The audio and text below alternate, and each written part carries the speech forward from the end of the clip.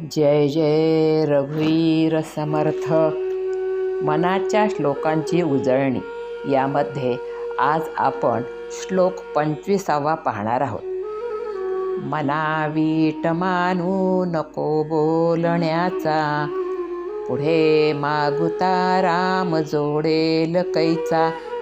सुखाची घडी लोटता दुःख आहे, पुढे सर्व जाईल काही न राहे.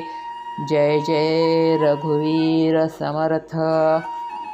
समर्थ म्हणतात, हे मना, मी आत्तापर्यंत खूप वेगवेगळ्या प्रकारे तुला उपदेश केला आहे. खरे बोलावे, प्रामाणिकपणे वागावे, कुणाचाही द्वेष करू नये, संसारामध्ये आसक्त होऊ नये, कामक्रोधाच्या आहारी जाऊ नये इत्यादी. पण मी केलेला हा उपदेश तुला आवडतो का नाही? कारण उपदेश केलेला कुणालाच आवडत नसतं. प्रत्येकाला असं वाटतं की आम्हाला सगळं कळतं, काही सांगू नका. पण हे मना, मी जो हा उपदेश तुला करीत आहे ना, त्यामागे माझी तळमळ आहे. ती तळमळ तू लक्षात घे.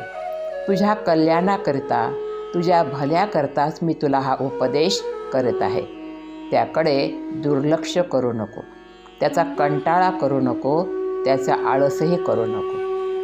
भगवंताचं नाम घेणं सोडू नको. कसं आहे ना, हा भगवंत अदृश्य आहे. तो आपल्या डोळ्यांना दिसत नाही, इंद्रियांना कळत नाही, म्हणून त्यावर आपला विश्वास बसत नाही आणि त्याचं नाम घ्यायलाही नकोसं वाटतं. आणि हे जग कसं आहे, हे दृश्य आहे. डोळ्यांना दिसतं म्हणून ते खरं वाटतं आणि त्यामध्ये आपण रममाण होतो. पण परमेश्वर हा अनुभवायचा विषय आहे. त्याचं सतत नाम घेतल्याने आपल्याला त्यात हळूहळू गोडी वाटायला लागते. भगवंताचे अनुभवही काही यायला लागतात. पण सुरुवातीला नाम मात्र आग्रहपूर्वक घ्यावे लागते. अहो, रस्त्याने जाताना आपल्याला जर कोणी ओळखीचा माणूस दिसला तर आपण प्रथम काय करतो? प्रथम आपण त्याला त्याच्या नावाने आवाज देतो. आपला आवाज ऐकून तो मागे वळून पाहतो आणि मग तो आपल्याला ओळखतो. तसेच भगवंतच्या रूपाच्या आधी त्याचं नाम घेऊन त्याला हाक मारावी लागते, तेव्हा तो आपल्याकडे नक्कीच पाहतो.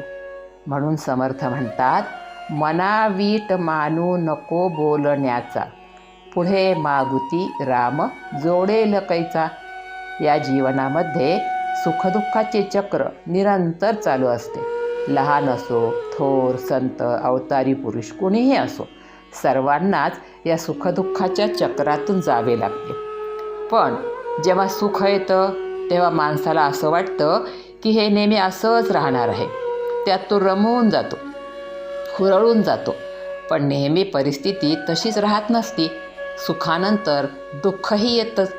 तेव्हा मग मात्र माणूस दुःखी होतो, निराश, हताश होतो आणि मग त्यावेळी त्याला भगवंत आठवतो.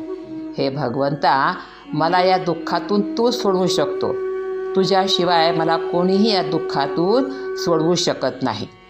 पण हीच परमेश्वराची आठवण जर सुखात असताना केली तर दुःख कशाला येईल? कबीर म्हणतात, दुःख में सुमिरन सब करे, सुख में करे न कोय. सुख में सुमिरन करे तो दुःख काहे को होय. समर्थ हे आपल्याला तेच सांगत आहे की सुखाची घडी लोटता दुःख आहे, पुढे सर्व जाईल काही न राहे. हे जग नश्वर आहे, सर्व जाणार आहे. हा आपला देह, ज्याच्यावर आपण इतकं जीवापाड प्रेम करतो, तो सुद्धा आपल्याला सोडून जाणार आहे. काहीही आपल्याबरोबर येणार नाही. अगदी सुतळीचा तोडासुद्धा आपल्याबरोबर येणार नाही. म्हणून हे मना, वेळीच सावध हो.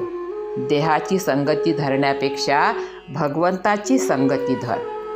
देहाने प्रपंचाचे कार्य करत राहा, पण त्यामध्ये आसक्त होऊ नको, विषय वासनामध्ये गुंतू नको. एका भगवंता वाचून कुणाचीही अपेक्षा ठेवू नको. सदा सर्वदा परिस्थिती काहीही असो, चांगली असो, वाईट असो, त्या भगवंताला विसरू नको. त्याचं सदैव स्मरण ठेव. तोच तुझं कल्याण करणार आहे.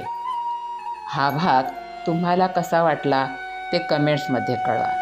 आणि हो, आवडल्यास लाईक करा, शेअर करा आणि सबस्क्राईब करायला विसरू नका. जय जय रघुवीर समर्थ.